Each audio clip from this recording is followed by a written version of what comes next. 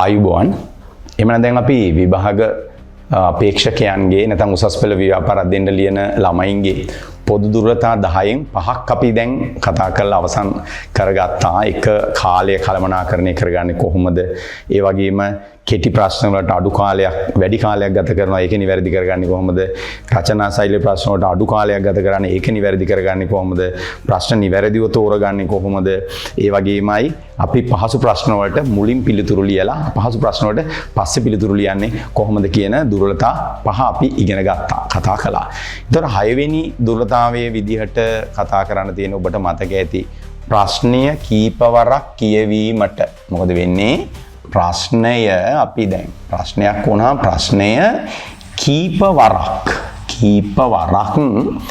කියවීමට මැලිවීම. එහෙනම් අපිට ඒක උත්තර පත්‍ර සමීක්ෂණයේදී කොහොමද පේන්නේ? ළමයා සමහරකට අපි වාසි අවාසි ආවම ළමයි ලියලා තියෙන වාසි විතරයි. අවාසි ලියලා නැහැ. ඒ කියන්නේ ළමයා වාසි දැක්ක ගමන් ලිව්වයි ප්‍රශ්නේ ලේසි ලිව්වයි. එතකොට අවාසි යනකල් කියවල නැහැ. අයේ වාසි අවාසි දෙකට මෙයා ඉරක් ගහගෙන නැහැ. මේ දෙකම හිතල නැහැ. එතකොට මොකද වෙන්නේ? ඉතින් කොච්චර ලිව්වත් එයාට තියෙන්නේ ප්‍රශ්නේ උත්තරේ නියමිත ලකුණු ප්‍රමාණයෙන් භාගයයි. ඒ වගේම දැන් කරුණු 4ක් දක්වා පැහැදිලි කරන්න. කරුණු 4ක් කියපු ගමන් ලියන්න පටන් ගන්නවා. ඒකේ ඉතුරු හරිය 4ක් දක්වා පැහැදිලි කරන්න. දොළ පුතාලා හොඳට මතක තියාගන්න මේක. අපි ප්‍රශ්නයකට උත්තරය දෙන්නේ. මේ දෙන උත්තරයේනේ විභාග දෙපාර්තමේන්තුව මේ සමීක්ෂණය කරලා උකට ප්‍රතිඵලයක් දෙන්නේ. එතකොට බලන්න අපි කොච්චර දැනගත්තත් අහන ප්‍රශ්නෙට උත්තරේ ලියුවේ නැත්නම් ඉතින් වැඩක් නැහැනේ. දැන් හිතමු ඔබෙන් මොනවා හරි කෙනෙක් ප්‍රශ්නයක් අහනවා. ඔබෙන් ඒ අහන ප්‍රශ්නෙට ඔබ මොනවා හරි උත්තරයක් දෙනවා. දැන් කොහෙද යන්නේ කියන එකයි කොහොමද යන්නේ කියන එකයි දෙකක්නේ. එතකොට කොහෙද යන්නේ? යන දිහා කියන්න එපේ. කොහොමද යන්නේ? යන විදිහ කියන්න එපේ. දැන් මේ දෙකටම එක උත්තරේ ලියලා හරියනවද බලන්න. එක උත්තරේ දීලා හරියනවද? හරියන්නේ නැහැ. ඒ නිසා හොඳට මතක තියාගන්න. ප්‍රශ්නේ හොඳට කියන්න. මොකද්ද මෙයා මගෙන් ඇහුවේ? කොහෙද යන්නේ කියලා. මොකද ඇහුවේ කොහෙද යන්නේ කියලා. එතකොට අපිට ප්‍රශ්නේ දෙතුන් පාරක් කියවනකොට දැන් මම ඒකට උදාහරණයක් ගත්තොත් මේකට අපි උදාහරණයක් ගමුකෝ. මෙහෙම පොඩි කොහෙන් හරි තැනකින් අපි ප්‍රශ්නයක් ගමු. දැන් තුන්වෙනි ප්‍රශ්නේ කියලා ගමු. තුන්වෙනි ප්‍රශ්නේ අහනවා සමාජීය ව්‍යවසායකත්වයේ අභියෝග 4ක් ලියන්න. දැන් බලන්න අයන්නෙන් අහන්නේ මොකද්ද? සමාජීය ව්‍යවසායකත්වය යනු කොහොමද? අපි කියවන්න ඕන සමාජීය ව්‍යවසායකත්වය යනු කොහොමද?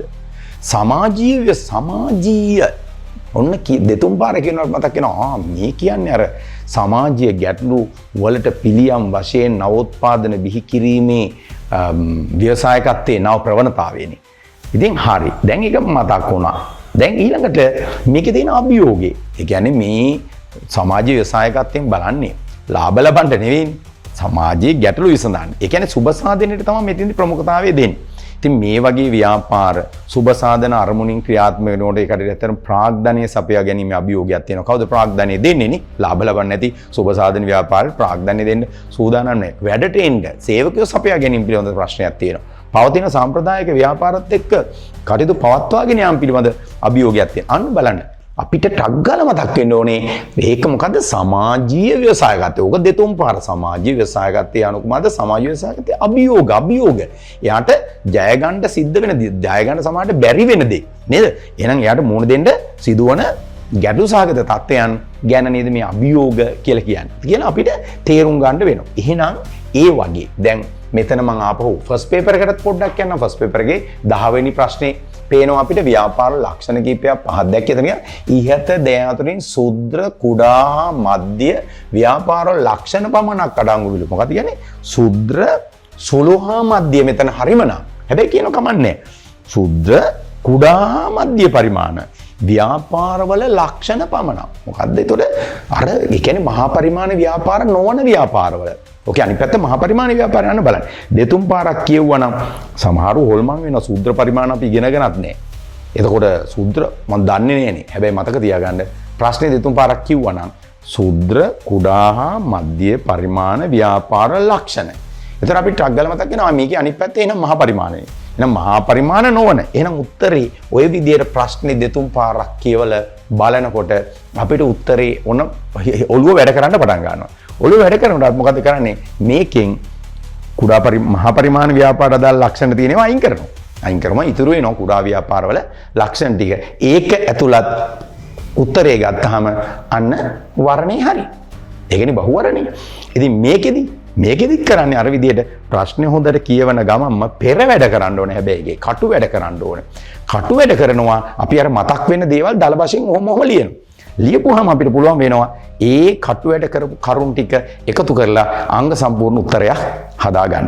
එහෙනම් ඔබට තේරෙනවද ප්‍රශ්නයක් කීපවරක් කියවන තරමට තමයි අපිට තේරෙන්නේ. හැබැයි ඔබ හොඳට හිතලා බලන්න ඔබේ හදවතට එකඟව හිතලා බලන්න ඔය දරුවෝ සාමාන්‍යයෙන් විභාගෙදි උත්තර ලියද්දි ප්‍රශ්නයක් කීපවරක් කියවනවද? බොහෝ විට නෑ නේද?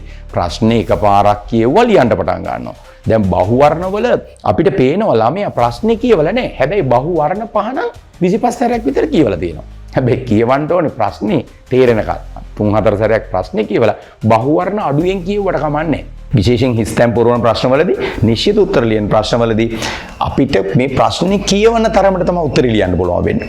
අපිට තේරෙනවා හොඳටම ළමයි හිස්තැන් පුරලා තියෙන හිතට එනේ වගේ. එයි ප්‍රශ්නේ කියවලා නැහැ. හැබැයි ප්‍රශ්නේ කියවලා 3-4 පාරක් කොහොම කියවලා කරා නම් අනිවාර්යෙන් හිස්තැනක් කියන්නේ වචනයක් අයින් කරලානේ තියෙන්නේ. ඒ අයින් කළ තියෙන වචනේ මොකද්ද කියලා Tamanට හඳුනා ගැනීමේ හැකියාව ලැබෙනවා. ඒක නිසා දුවල පුතාලා කම්මැලි වෙන්න එපා. අපි කොච්චර උත්තර ලිව්වත් වැඩක් නැහැනේ. අදාළ උත්තරේ නෙවෙයි නන් ලියන්නේ. අදාළ උත්තරේ ලියන්න නම් අපි මොකද කරන්න ඕනේ? ප්‍රශ්න හොඳට කියවලා තේරුම් ගත යුතු වෙනවා. එහෙනම් ප්‍රශ්න හොඳින් කියවන්න කීපවරක් කියවන්න කම්මැලි වෙන්න එපා. මොකද අපි මේ ජීවිතේ ගොඩ දාගන්න අභියෝගාත්මක විභාගෙට පෙනී හිටින්නේ. විභාගයේ නමත් හොඳට මතක තියාගන්න ඕනේ. මතකයිනේ අපිට සරසවියේ පිවිසුම් පෙළ. සරසවියට යාම තුල ලැබෙන සියලු දේවල් තීරණය වෙන්නේ ලියන උත්තරත් එක්ක. එන නිවැරදි උත්තරයක් දෙන්න පුළුවන් වෙන්නේ කොහොම වුණොත්ද? අපි හරියට ප්‍රශ්න කියවලා තේරුම් ගත්තොත්. එහෙමනම් ඒ දුරතාවයත් නිවැරදි කරගෙන සාර්ථක ප්‍රතිඵලයකට යන්න හැකි වේවායි මම ප්‍රාර්ථනා කරනවා. ආයුබෝවන්. ජීවිතයෙන් වටින ජීවිතය කියා දෙන ව්‍යාපාර අධ්‍යයනය ආචාර්ය ආනන්ද ජයතිලක